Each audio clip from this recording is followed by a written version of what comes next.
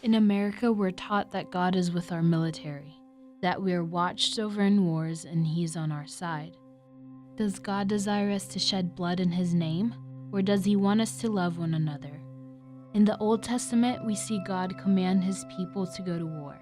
Only in the cities of these peoples that the Lord your God is giving you as an inheritance, you shall not leave alive anything that breathes, but you shall utterly destroy them, the Hittite, the Amorite, the Canaanite, and the Perizzite, the Hivite, and the Jebusite, as the Lord your God has commanded you.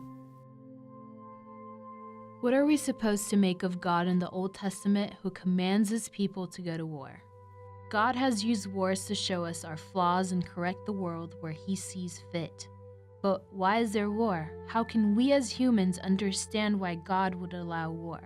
Is it part of His plan, or is it a consequence from man's sinful nature? Where do wars and fights come from among you? Do they not come from your desires for pleasure that war in your members? You lust and do not have. You murder and covet and cannot obtain. You fight and war, yet you do not have because you do not ask.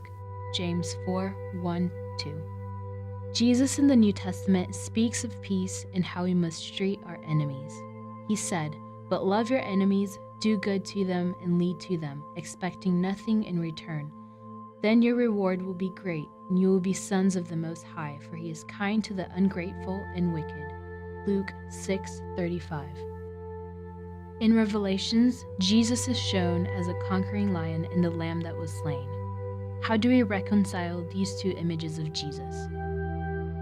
With a world full of war, how do we as Christians justify these wars? Or should we even try to justify them?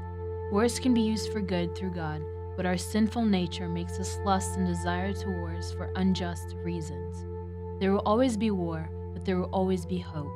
In God we find hope that one day we will be with Him and no longer fight the wars of men.